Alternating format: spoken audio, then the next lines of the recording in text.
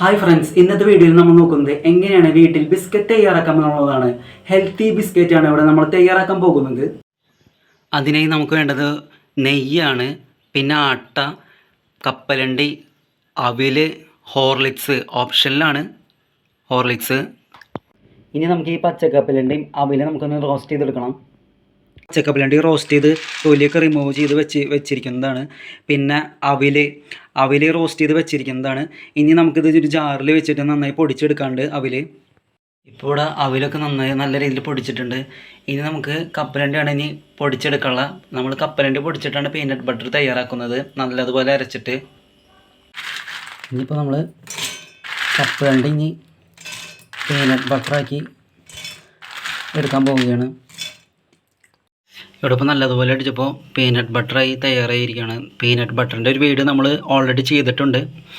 Peanut butter തയ്യാറാക്കിയിരിക്കുകയാണ്. ഇനി നമുക്കിത് വേറൊരു പാത്രത്തേക്ക് ആക്കാം. ഇനിയിപ്പോൾ ഇവിടെ കുറച്ചും കൂടി കപ്പലണ്ടി നമുക്ക് അടിച്ചെടുക്കാനുണ്ട്. ഇതും കൂടി അടിച്ച് നമുക്ക് ഇനി ഈ പാത്രത്തേക്ക് മാറ്റാം. ഇപ്പോൾ നമ്മൾ ആദ്യം പാത്രത്തേക്ക് ഒഴിക്കുന്നത് നെയ്യാണ്. നെയ്യൊന്ന് ഉരുക്കി എടുത്താണ്.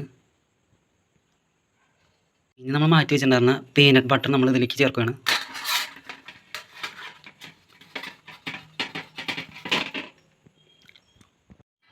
ഇനി ഇത് രണ്ടൊന്ന് മിക്സ് ചെയ്തെടുക്കണം.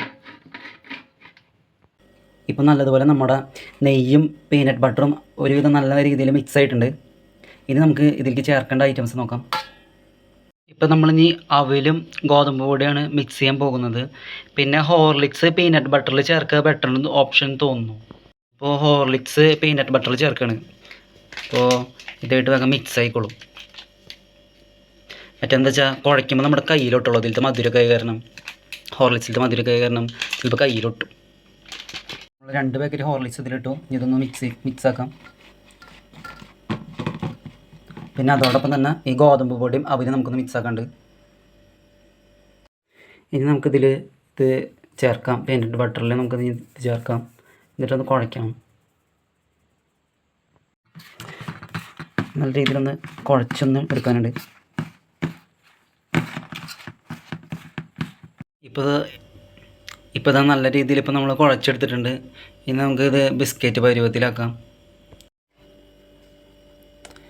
ഇത് ഓരോന്ന് ചെറുരുളകളാക്കിയിട്ട് ഒന്നിങ്ങനെ പരത്തിയെടുക്കാം. കയ്യിൽ വെച്ചാൽ നമുക്കിങ്ങനെ പരത്തിയെടുക്കാം.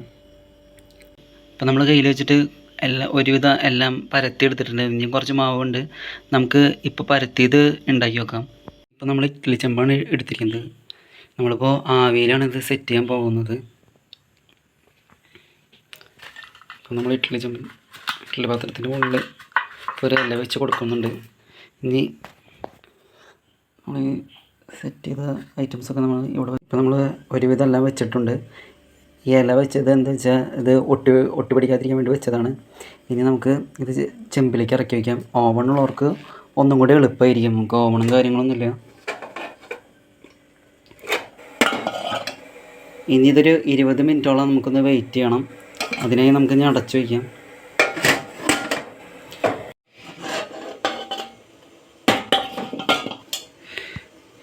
ഇപ്പോൾ ഒരുവിധം എല്ലാം ഒന്ന് വെന്ത് കിട്ടിയിട്ടുണ്ടെന്ന് തോന്നുന്നുണ്ട്.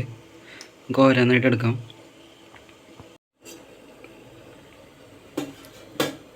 ബിസ്ക്കറ്റ് നമുക്കിനി എല്ലാം എടുക്കാം. ഇപ്പോൾ ബിസ്ക്കറ്റ് എല്ലാം നമ്മളെടുത്തു. ഇനി ഒരു 10-15 മിനിറ്റ് ഒന്ന് വെയിറ്റ് ചെയ്യാം. എന്താ വെച്ചാൽ 10-15 മിനിറ്റ് കഴിഞ്ഞ് ഇത് ചൂടാറും. അപ്പോഴേ ഈ ബിസ്ക്കറ്റ് ഒന്ന് ഉറയ്ക്കുള്ളൂ. അങ്ങനെ ഇപ്പോൾ നമ്മുടെ ബിസ്ക്കറ്റ് തയ്യാറായിരിക്കുകയാണ്. ഹെൽത്തി ബിസ്ക്കറ്റാണ്.